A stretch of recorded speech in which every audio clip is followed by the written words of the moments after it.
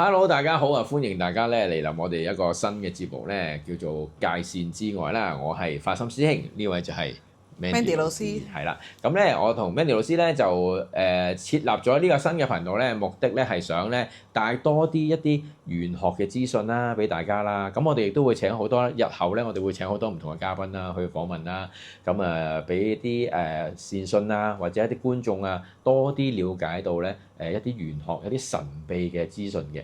咁咧就或者一啲靈異嘅故事。咁當然啦，今日第一集咁，我一定要請我哋創辦人之一嘅 Mandy 老師去同我哋分享一啲佢嘅工作上面嘅嘢啦，係啦。咁 Mandy 老師因為最近咧，我哋都成日都做化冤親啊，咁不如我哋今集咧，不如再詳細講下冤親債主嘅事情啦，好嘛？咁啊，其實不如Mandy 老師都同各位觀眾講下，其實冤親債主其實係啲咩嚟？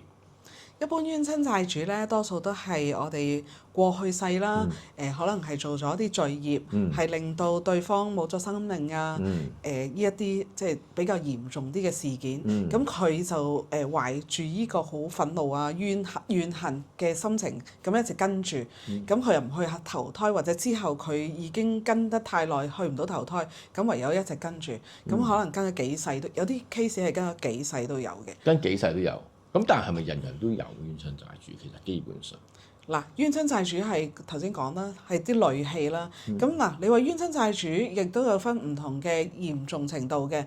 咁你話，譬如好似發心師兄，我踢咗你一腳，咁你好嬲喎，跟住你到死咗之後咧，仍然記得 Mandy 老師踢咗一腳，咁其實你都係已經變咗我嘅冤親債主，因為你個怨氣仍然係connect 咗去我嗰度。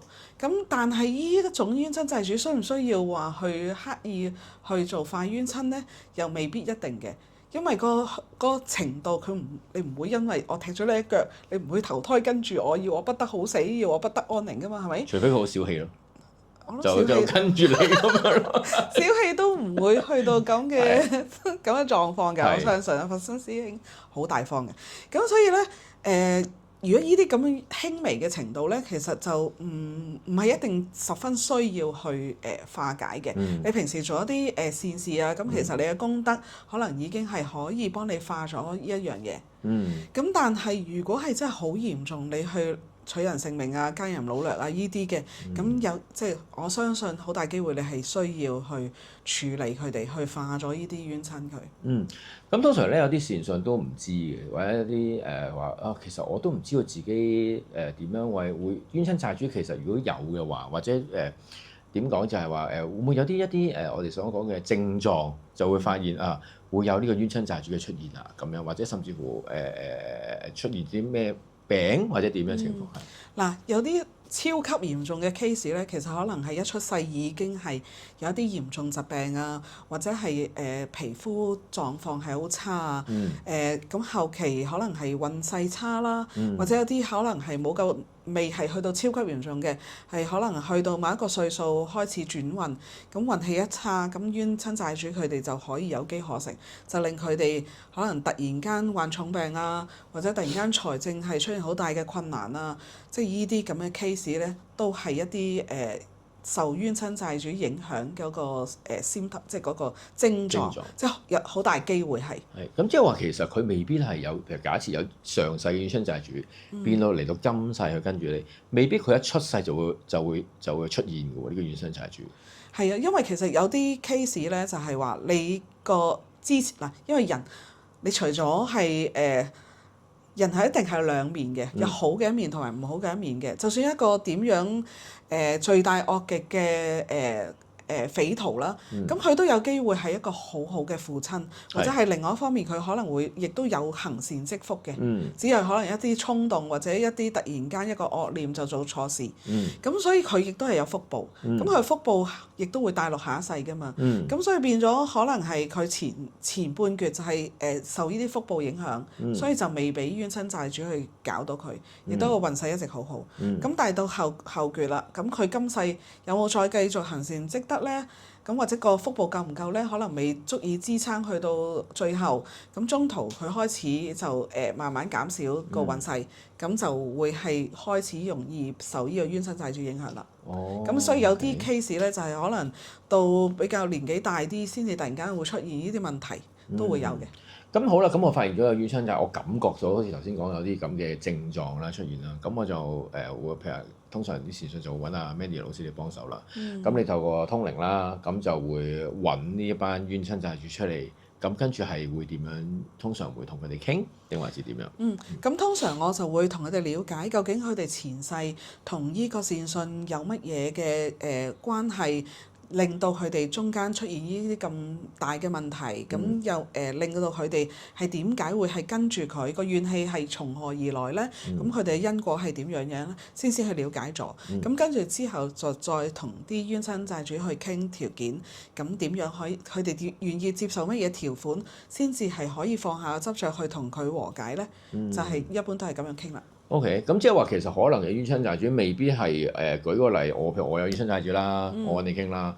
咁個冤親債主未必係上一世嘅冤親債主，可能會幾世一齊嘅冤親債主都會同你傾到呢樣嘢，係咪？係啊。咁但係佢哋會唔會唔傾嘅咧？其實嗱，一般佢哋係上到嚟嘅，多數都會願意傾嘅，因為其實好多個案都係啦，佢哋啲冤親債主都係好想走，但係去到譬如可能佢已經跟咗3世。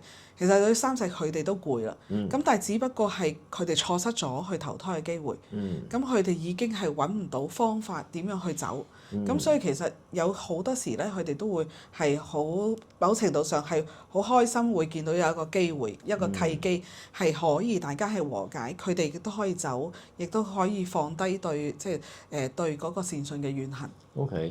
咁但係通常佢哋嗱，通常你同佢哋傾啦，咁傾通常佢哋都會有一啲條件性嘅嘢啦，即係佢哋想要嘅嘢或者點樣情況啦。咁佢哋會唔會通常同陽間嘅善信會唔會有機會傾唔埋欄啊，傾唔掂數啊？即係好似我哋平時談判咁樣，係咪都好似我哋平時做講價啊、講數啊咁樣嘅情況咁做法？因為一般我就會同佢哋講先嘅，個條款一定要係個善信佢係有能力係可以做到嘅。如果冇能力做到，其實你根本都唔需要傾嘅，因為係冇可能發生嘅任務啊嘛。咁所以我同佢講嘅條款就係一定要係佢嘅能力範圍所做到嘅。咁但係當然啦，依個亦都係要善信願意去接受個條款，同意去做，先至係可以令到依個和解係可以啟動到同埋實行到。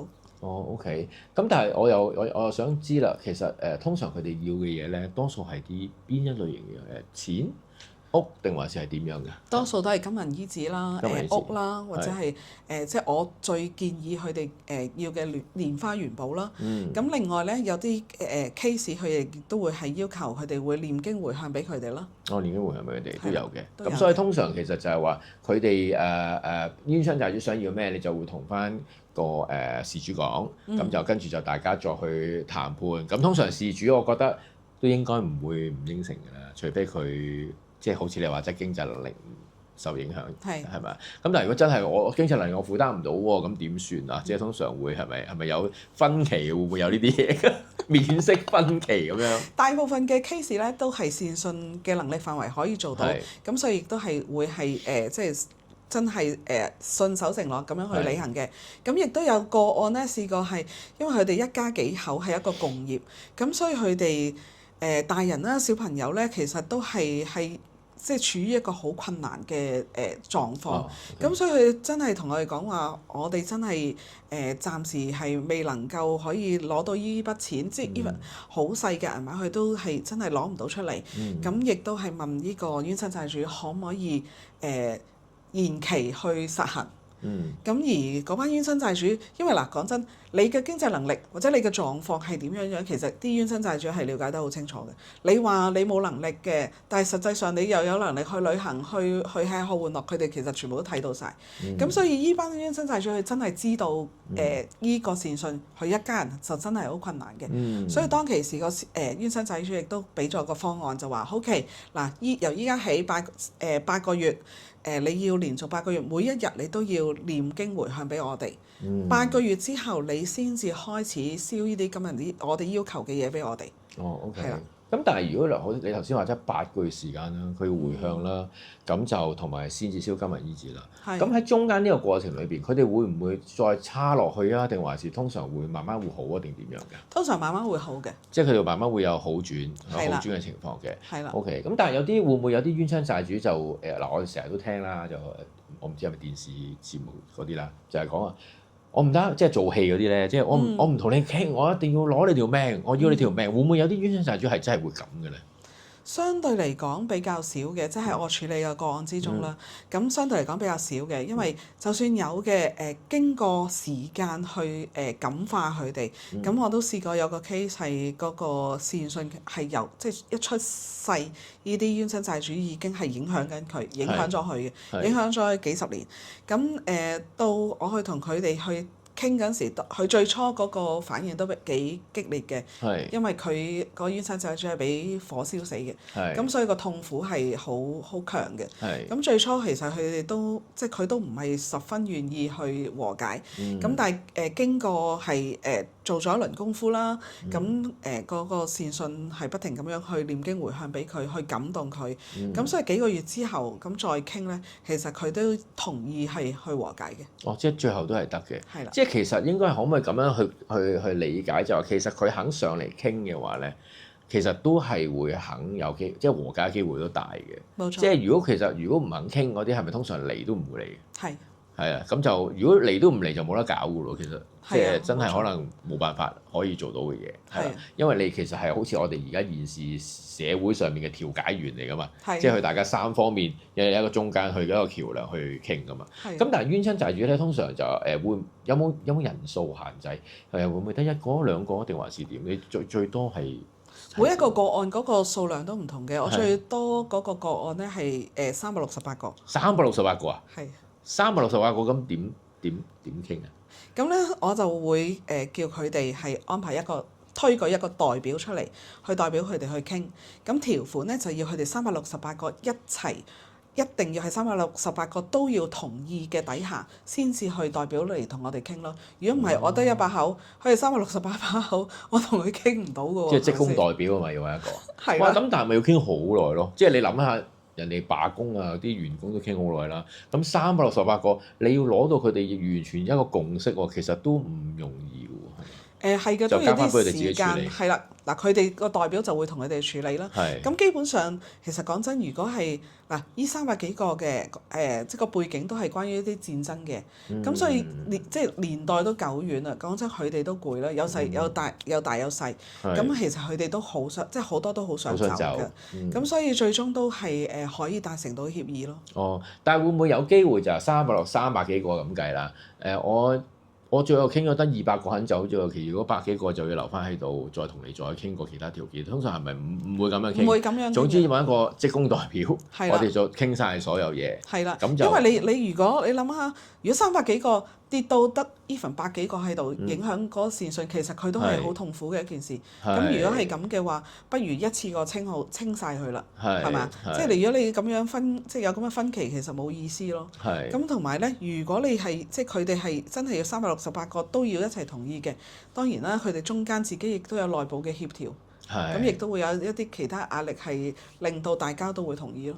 哦，OK，咁即係所以如果係少啲嘅就容易啲，咁啊都唔係嘅，其實少啲都有機會達成唔到，可能3-4個都未必得。通常達成唔到嘅話咧，主要係錢善信佢可能佢傾傾下，佢突然間可能個情緒爆發啊，唔傾啦，咁樣變咗都會有嘅，都試過嘅。係啊，都會有，都試過嘅。係。咁於是咁你唔傾，咁個冤親咪即刻走咯。哦，咁即係我哋都要調解埋個善信㗎。係㗎。即係有機會都要同佢哋都要傾㗎喎，係咪？係啊，冇錯。係啊，所以因為佢哋有時可能覺得佢，哇！你太過分喎，你要我做咁多嘢喎，咁我唔睬你喎，唔同你傾喎，咁樣係啊，冇錯。係啊，OK。咁但係如果譬如喺以前啦，你話頭先所講話如果300幾個或者好多人有機會係滅咗呢條村或者打仗啊，咁但係而家現今世界都冇啦。咁現今世界冇㗎，咁相對其實會唔會有機會啲冤親債主少啲咧？因為唔會無端端去走去即係殺咗人成條村㗎嘛。但係依家其實係好多錢，即係比較大額嘅錢銀嘅瓜葛啊，係啦。咁其實嗱講真，就算話冇滅村啦，你都仍然有好多謀殺案、情殺案、奸淫、擄掠依啲 case，其實都仍然有嘅，所以都會仍然係有依啲咁樣延續落去嘅。OK，咁啊 Mandy 老師，你對譬如話一啲善信嚟揾你化冤親債主啦，有冇啲説話想同佢哋講話？最緊要你哋要有啲保持住啲咩嘅心態或者點樣情況？其實最緊要就係你要保持一個誠心啦，因為既然你想去解決，其實對方亦都係想解決嘅。其實最緊要係雙方都要有共識，係可以達成到個協議。咁你哋雙方係都可以了結咗你哋大家冤結，唔需要再帶去下一世。其實對雙方都係好嘅。但係你如果譬如你冇誠意嘅話，你即係 call 咗佢哋上嚟，跟住結果又唔做。嗱，講真，靈體曾經都係人，你都係人，你都應該知道，即係佢哋都會覺得你係咪玩我啊？你即係有啲人咧，其實可能抱住個心態，我只係想知道前世我做過啲乜。即係前世今生嗰啲。係啦，咁聽完之後，佢又唔係真係好想去處理呢啲嘅，咁我就建議你不如唔好做啦。OK。係啦，因為你唔做嘅，可能佢哋影響你都係一個即係咁嘅 level。但係如果你 call 咗佢上嚟，跟住再突然間話我都係唔做啦，咁其實佢哋會嬲咯。咁嬲咗，佢可能嗰個憤怒程度就又再加劇咗，直線飆升啦，係啦，再影響得再深啲，係啦。咁即係其實可能冤親債主，反而好似你話齋陽間嘅人咧，即係善信有需要嘅事主啦，就揾你去調解。其實可能冤親債主都係會俾啲 message 佢哋話，我其實都想走咧，不如你搞掂佢啦，揾人去幫下手啦。咁其實係咪都會有啲咁嘅 signal 會俾佢哋嘅？即係啲通常佢哋就唔會用咁溫和嘅 signal嘅，通常係搞到佢哋好勁好金咧，好辛苦。咁嗱，講真，正常普通人，你如果就純粹收到呢一 signal，你可能覺得以為自己發夢啊，或者亂諗嘢啊，或者聽錯嘅啫。即係你唔會係真係alert 到，即係極醒覺到，覺得係有冤親債主要去處理，所以佢哋一定會係用啲好極端嘅手段，令你好明顯的覺得我真係俾嘢搞緊，咁你先至去揾人去處理。OK，咁即係話，如果今世處理晒啲冤親債主，即係就已經歸零咗啦，變咗零啊，咁就如果今世咧再做一啲唔好嘅嘢咧，又會衍生咗好多冤親債主啊，所以大家都應該要多啲行善啦，係嘛？即係多啲做好事啦，唔好做壞事啊，唔好害人啊，咁就唔會衍生到下世嘅冤親債主啦。即係踢到人隻腳係冇乜問題嘅，但係就唔好專登踢人哋隻腳，唔好專登踢人隻腳啦，係啦，咁就冇問題嘅，係啦。咁啊，今日咧好多謝阿 Mandy 老師咧，同我哋分享咗好多冤親債主嘅資訊啦。咁我哋咧應該我哋未必講得晒阿 Mandy 老師會做嘅嘢，所以我諗咧可能都要同佢拍多一集咧，去講下另外一個話題。咁今日咧我哋個冤親債主呢個系列咧，我哋暫時講到呢度先啦。咁如果大家覺得我哋個頻道好嘅話咧，咁可以大家多啲留言啦，多啲點讚啦，同埋 share 出去，同埋最緊要撳個鐘仔啊！咁啊多啲支持我哋，咁我哋咧就會拍多啲片俾大家㗎啦。好啦，今日嘅時間大致上係咁樣啦，咁我哋下次再見啦，拜拜。